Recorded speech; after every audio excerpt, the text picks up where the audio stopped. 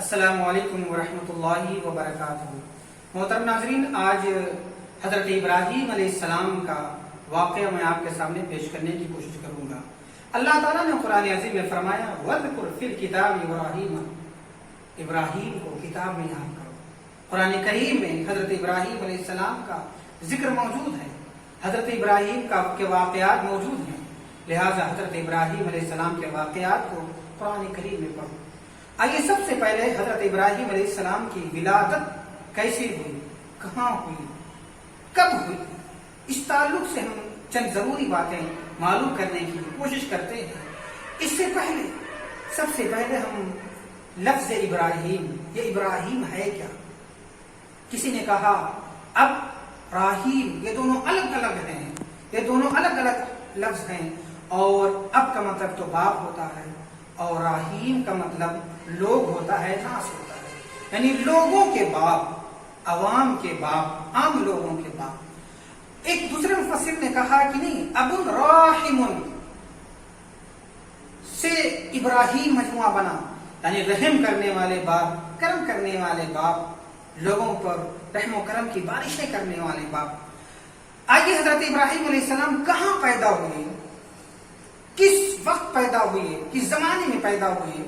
تو سب سے پہلے ہم یہ جانتے ہیں حضرت نوح علیہ السلام کے زمانے میں جو طوفان آیا تھا، طوفان نوح سے 1709 سال کے بعد، طوفان نوح کے 1709 سال کے بعد حضرت عیسیٰ علیہ السلام کی ولادت سے 2900 سال پہلے حضرت ابراہیم علیہ السلام کی ولادت ہوئی شہر بابل میں۔ شہر بابل کے قریب ایک گاؤں تھا، وہاں حضرت ابراہیم علیہ السلام کی ولادت ہوئی۔ یہ شہر بابل ہے کہاں، کس ملک میں ہے، کس جگہ پر ہے؟ تو یہ شہر بابل عراق، ملک عراق میں بغداد اور کوفہ شہر کے درمیان ایک علاقہ ہے، ایک شہر ہے جس شہر کا نام بابلین ہے۔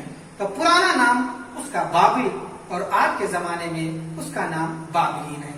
حضرت ابراہیم علیہ السلام کے بارے میں پیارے نبی صلی اللہ تعالی علیہ وسلم نے جب صحابہ سے بتایا تو صحابہ نے عرض کیا یا رسول کریم صلی اللہ علیہ وسلم، یہ بتائیے کہ حضرت ابراہیم کیسے تھے، ان کی شکل و صورت کیا تھی، وہ کیسے تھے، ان کا حلیہ کیا تھا؟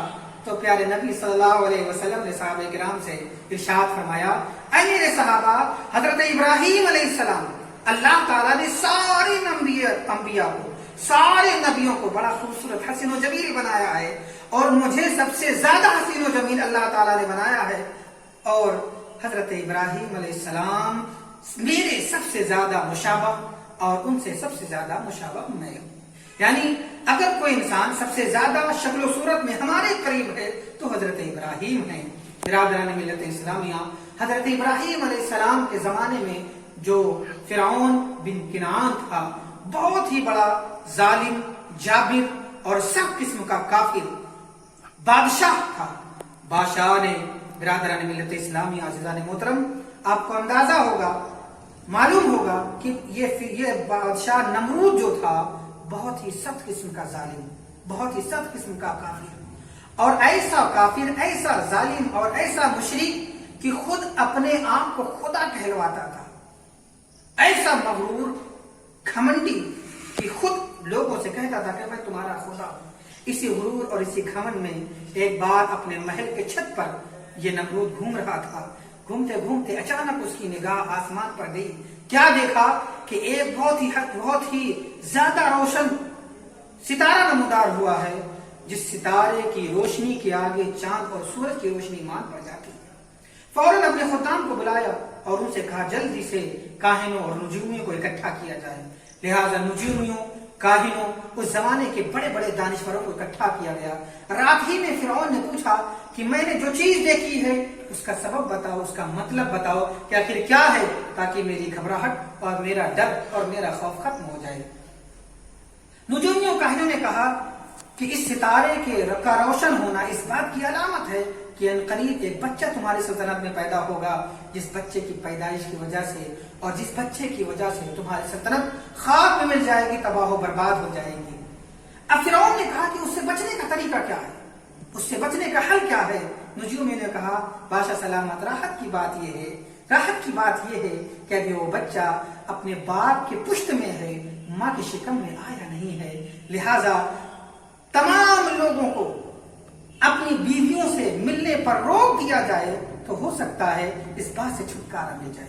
بادشاہ نے فوراً ظالمانہ جابرانہ حکم نافذ کیا اور تمام سلطنت میں اعلان کر دیا کہ خبردار، کوئی شخص اپنی بیوی سے نہیں مل سکتا ہے اور نہ کوئی عورت اپنے شوہر سے مل سکتی ہے، یہ اعلان کر دیا گیا۔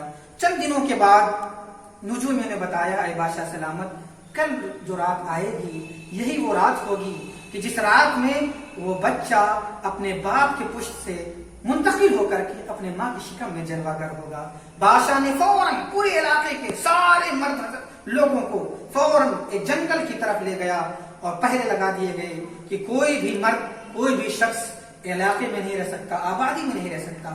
ساری عورتوں کو یہ کہا گیا کہ اپنے گھر سے باہر تو نہیں نکل سکتی، سخت پابندی، سخت پہرا کہ کوئی بھی مرد اپنی بیوی سے نہیں مل سکتا، کوئی بھی عورت اپنے شوہر سے نہیں مل سکتی۔ اب برادران ملت اسلامیہ، مگر ان اللہ علی کل شیء قدیر، اللہ تعالیٰ تو ہر چیز پر قادر ہے۔ وہ جو چاہے اسے کون روک سکتا ہے، وہ جو کہے اس کو کون بدل سکتا ہے، وہ چاہے اس کا کام میں کون روک سکتا ہے۔ اللہ تعالیٰ کی مشیت ہوئی، حضرت ابراہیم علیہ السلام کے والد گرامی اپنی بیوی اہلیہ محترمہ سے ملے اور حضرت ابراہیم علیہ السلام اپنے باپ کے پشت سے اپنے ماں کے شکم میں جلوہ افروز ہو گئے۔ تمام کاہن جو کتاب لیے بیٹھے ہوئے تھے، نجومی جو اپنی علم کی روشنی میں یہ دیکھنے کی کوشش کر رہے تھے، تجربہ کر رہے تھے، چیخ پڑے، چلا پڑے، اے بادشاہ، فوجیوں کو ہٹاؤ، ان لوگوں کو واپس کر دو، پہرا لگانے سے کوئی فائدہ نہیں ہے۔ نمرود نے پوچھا کہ وجہ کیا ہے؟ کہ ہم لاکھ پہرا لگائے ہوئے ہیں، لاکھ پابندیاں لگائے ہوئے ہیں، مگر اس کے باوجود بھی وہ بچہ اپنے ماں کے شکم میں جلوہ افروز ہو چکا ہے، اپنے ماں کے شکم میں جا چکا ہے۔ بادشاہ نے کہا پھر کیا کیا جائے، پھر کیا کیا جائے، اس کا سبب، اس کا ذریعہ، اس کا راستہ کیا ہے؟ تو لوگوں نے بتایا اس کا راستہ یہ ہے کہ اب جو بچہ پیدا ہو اسے قتل کر دیا جائے۔ لہٰذا اب یہ جابرانہ حکم دوبارہ نافذ کیا گیا کہ اے لوگوں، تمام ہر جہانب، ہر علاقے میں، ہر گلی، ہر کوچے میں پہرے دار منتخب کر دیے گئے، جلاد منتخب کر دیے گئے، جہاں بھی لڑکا پیدا ہو فوراً اسے قتل کر دیا جائے۔ لڑکی پیدا ہوتی چھوڑ دیا جاتا، لڑکا پیدا ہوتا فوراً اسے قتل کر دیا جاتا۔ کئی ہزار بچے قتل کیے گئے، کئی ہزار بچے قتل کیے گئے۔ اب یہ ظالمانہ اور جابرانہ حکم سن کر کے حضرت ابراہیم علیہ السلام کی والدہ محترمہ سہم گئی، ڈر گئی۔ انہوں نے اپنے شکم میں جو بچہ جلوہ گر تھا اس کے بارے میں کسی کو کچھ نہیں بتایا، یہاں تک کہ اپنے شوہر کو بھی نہیں بتایا، اپنے شوہر کو بھی نہیں بتایا۔ اور 9 مہینے کی عدت پوری ہوئی، 9 مہینے کا زمانہ پورا ہوا تو پہاڑ کے دامن میں چلی گئی، وہاں ایک غار تھا، اسی غار میں حضرت ابراہیم علیہ السلام کی ولادت ہوئی۔ برادران ملت اسلامیہ، اللہ کی مشیت دیکھیے، اللہ کا کرم دیکھیے، خدا تعالیٰ کا قدرت دیکھیے۔ اس غار میں حضرت ابراہیم علیہ السلام کی ولادت ہوئی۔ والدہ محترمہ نے حضرت ابراہیم علیہ السلام کو وہیں چھوڑ دیا، آبادی میں لانے کی ہمت نہیں ہے کہ آبادی میں لائیں گے، لوگوں کو پتہ چلے گا تو میرے بچے کو بھی قتل کر دیا جائے گا۔ اس غار میں حضرت ابراہیم علیہ السلام کو سفید کپڑے میں لپیٹ کر کے لٹا دیا اور اپنے دل پر پتھر رکھ کر کے واپس ہو گئی آبادی میں۔ اپنے شوہر کو بتایا کہ میرے ایک بچہ پیدا ہوا تھا مردہ، جسے میں نے دفنا دیا ہے، چھپا لیا۔ مگر برادران ملت اسلامیہ، ہفتے کے بھر کے بعد ماں کی محبت جاگی، پھر آئی اس غار میں، اپنے بچے کو دیکھا۔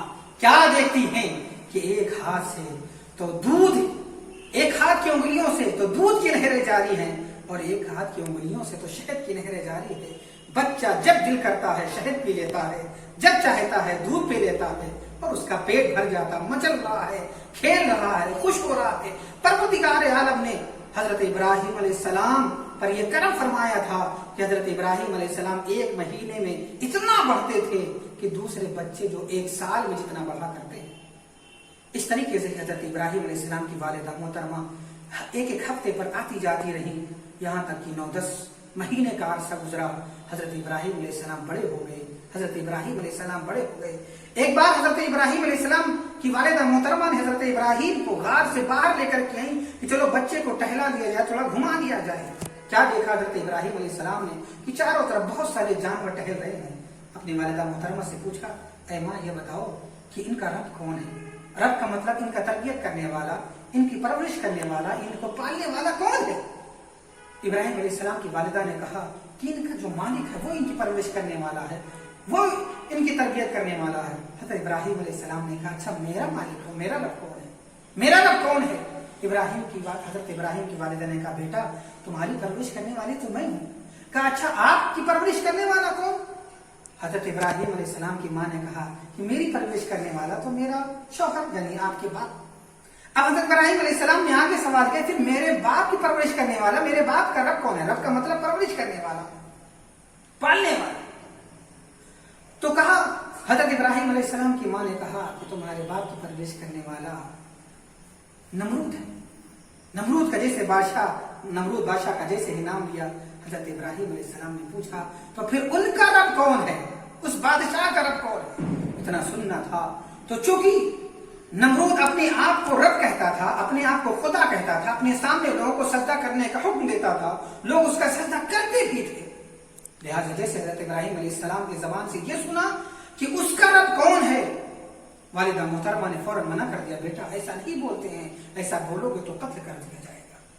और फौरन अपने शहर आई, अपने शौहर को बताया कि शौहर मेरे शिकम में तुझसे जो बच्चा पैदा हुआ था मुर्दा नहीं पैदा हुआ था, जिंदा पैदा हुआ था, मगर मैंने उसे छुपा लिया था, आपसे मैंने बताया नहीं था। वो बच्चा बड़ा हो गया है, बड़ा समझदार है, बहुत ही अक्लमंद है और इतना समझ बूझ रखता है कि जिसके बारे में नुजूमियों और काहिनों ने बताया था कि एक लड़का पैदा होने वाला है जिससे नमरूद की हुकूमत खत्म हो जाएगी, खाक में मिल जाएगी। लगता है मेरा बेटा वही है, इसलिए कि बड़ी अक्लमंदी, बड़ी होशियारी और बड़ी दानाई की बात करता है। हज़रत इब्राहिम अलैहिस्सलाम के वालिद गिरामी फौरन गार में पहुंचे। क्या देखा? बड़ा हसीनो जमील बेटा, बड़ा खूबसूरत बेटा, चांद से ज्यादा हसीनो जमील मुखड़ा। हज़रत इब्राहिम अलैहिस्सलाम के वालिद गिरामी तारुफ ने फौरन इब्राहिम अलैहिस्सलाम को सीने से लगाया, गोद ले लगाया और उनकी अपनी अहलिया मोहतरमा से, इब्राहिम की वालिदा मोहतरमा से कहा कि ऐ खातून अब इस बच्चा, इतना हसीनो जमील बच्चा, इसे यहाँ नहीं रहने देना चाहिए, एक मिनट एक पल अब इसे यहाँ नहीं रहने देना है, अब इसको लेकर के चलो आबादी में चलते हैं। लिहाजा इब्राहिम अलैहिस्सलाम के वालिदा मोहतरमा और आपके वालिद गिरामी आपको आबादी में लेकर के वापस आ